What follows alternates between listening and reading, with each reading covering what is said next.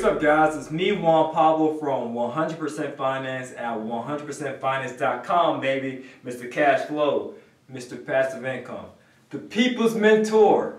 I got what you need to succeed. Thank you guys so much for tuning in. I greatly appreciate your viewership. The topic of discussion for today is 3 simple ways to creatively finance your real estate deals. Now I'm going to get into the nitty gritty, alright? Just talk about how you can finance your deals.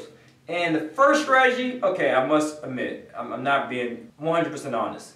Wholesaling technically isn't financing a deal, but it's a great way for you to get started. So for this topic, I'm just sharing with you 3 simple ways of how you can close on your first deal, okay? Using some creative financing strategies. Is that okay with you? I'm sure it is. So let's go ahead and dive into it. So when you're getting started, you might not have the excellent credit or the huge cash reserves to buy your first property. I get it. No one does. Like you, or like me, you never had a rich uncle who was willing to give you a huge $1 million loan to buy properties. You didn't have an 800 FICO score. You didn't have anybody or anything helping you financially to get started in real estate. As a result, you're forced to be creative. And guess what? It's a good thing. All things work together for your good. So whether you have the money or the credit or the lack thereof, you can still use that to your advantage, right? Allow your disadvantages to become your advantage. So let's dive into it. So what is wholesaling? As I mentioned, it's not so much a way to creatively finance a deal because there's no financing involved on your behalf as a wholesaler, but it's a great way of making money off real estate without using your own cash and without using your own credit. How so? I'm glad you asked. Wholesaling. Wholesaling is you linking the seller with an end buyer. You're the middleman who gets a spread, money in between. Why on earth would someone want to pay you to be the middleman? It's simple. As long as you're great at marketing as well as networking, you can make money off wholesaling. And this is what you do. In essence, you get a property under contract by sending out a mailing campaign, dropping for dollars and so forth. You're marketing to find a motivated seller, a person who's in a need to sell position, but not, I would like to, it would be nice. No, they need to sell. Facing a divorce, bought a property wrong that they can't afford because they didn't sign up for coaching. Check the links below. Or they just inherited a property they don't want. They're not in the business of being a landlord. But guess what? That's great news for you if you're able to get that property under contract at a great price, a discount, if you will. So let's imagine you get the property under contract for $40,000, and then you negotiate with the end buyer to sell it to this individual for $45,000. Why would the end buyer buy it for $45,000? Let's say it's worth $100,000 once the property is fixed up and pretty. That's called the ARV. The ARV, the after repair value. Let's say the after repair value is $100,000, and this property needs $20,000 in work. So if you do the math, the end buyer will buy the property for $45,000 from you, put $20,000 in work in it. So all in, the end buyer has spent $65,000 using hard money. All right, that's how you do it as a creative financing tool. So you can somewhat use it indirectly through wholesaling, but the end buyer used hard money to buy the property, fix it up. And let's say he also spent $5,000 in closing costs. So that's $70,000 all in. He sells the property, he flips it, and he incurred the fees for closing the property, the closing costs. I just lost my track of mind. Closing costs, real estate attorney fees, and so forth. And at the end of the day, the end buyer flipped the property and made $20,000. So the end buyer wouldn't mind paying you your $5,000 wholesale fee to make $20,000. Who wouldn't? When you spend $5,000 to make $20,000, I know I do. I do it all the time. I flipped 4 properties in my lifetime, but that's a great deal. So I don't mind myself paying a wholesaler their wholesale fee. Now, as a wholesaler, you made $5,000. You got it from the seller for $40,000, and you sold it to the end buyer for $45,000. Did that require a lot of your cash? No, just a few dollars of you spending on marketing material. Did that require you to bring your credit to the table? No, not at all, because you're not using the bank to finance that deal. But you made a quick $5,000. And if you're smart, you would take that $5,000 and reinvest it into the buy and hold strategy. Buy and hold, H-O-L-D. I had one person comment say hold, H-O-L-E. I'm like, no, bro, it's hold. You're buying a property and you're holding it for the rental income so you can get passive income. So you can quit your 9 to 5 and say goodbye. Throw the deuces up to your employer like I did. Quit my day job at 30 years old, baby.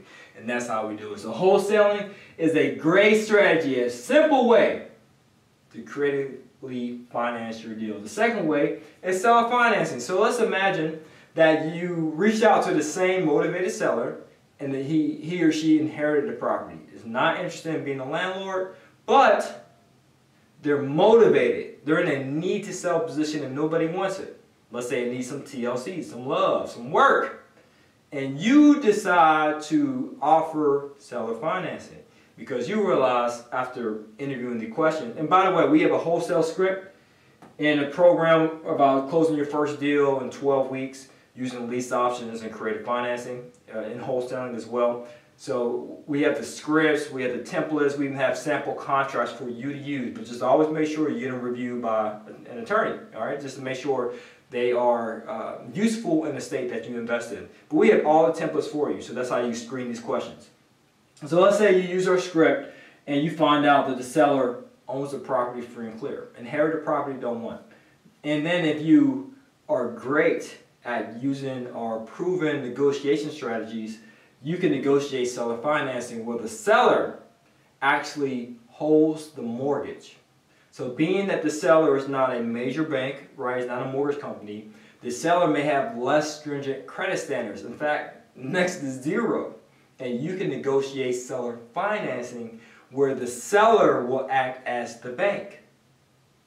You got it? Cool. And if you're able to say, hey, Mr. Seller, I buy this property from you using this, for this purchase price, this is the interest rate, the amortization period, the time it takes to pay it off.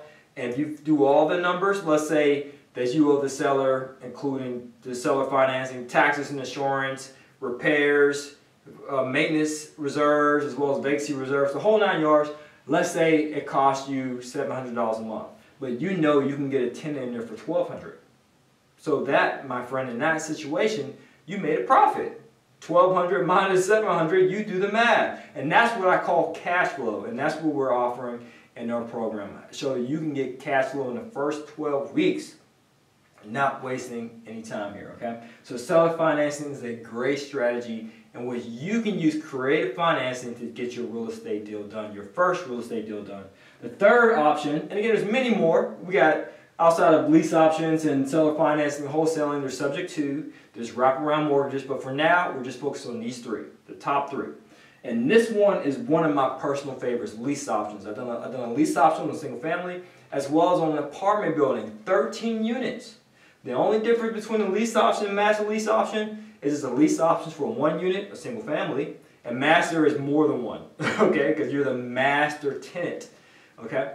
So if you're able to do the same strategy as I mentioned here, where you're having a conversation with the seller who's motivated, and let's say this person says, well, no, I'm not interested in seller financing, then you can also pitch lease options, not preference lease options. Why? Because you get to test drive the property for a short period of time. And if you decide not to move forward with the deal, then who cares?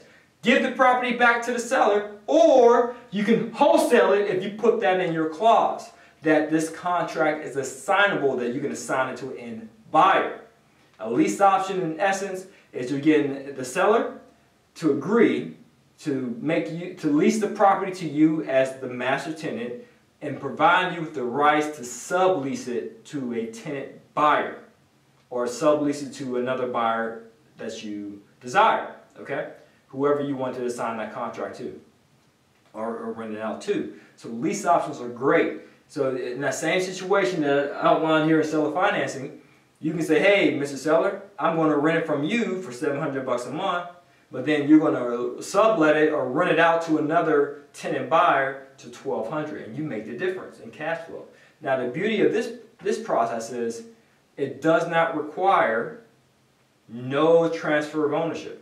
So there's no closing costs or whatever. It might be some closing costs just to make sure the deed is recorded.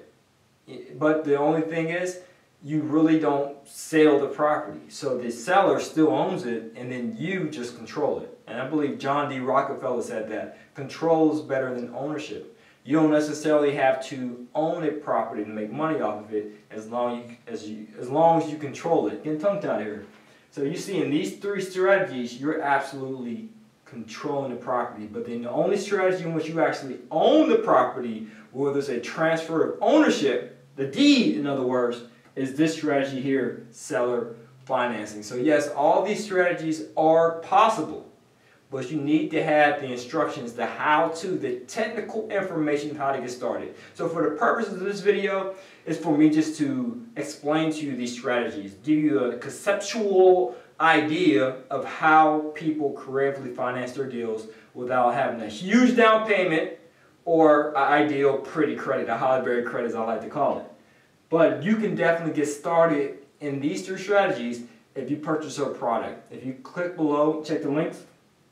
We're offering for a limited time how to close on your first deal within the next 12 weeks. Yes, 12 weeks, as long as you follow our strategy to the T.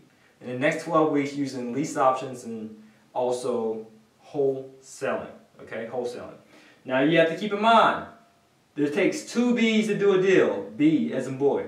The first B is the blueprint to follow. That's our job.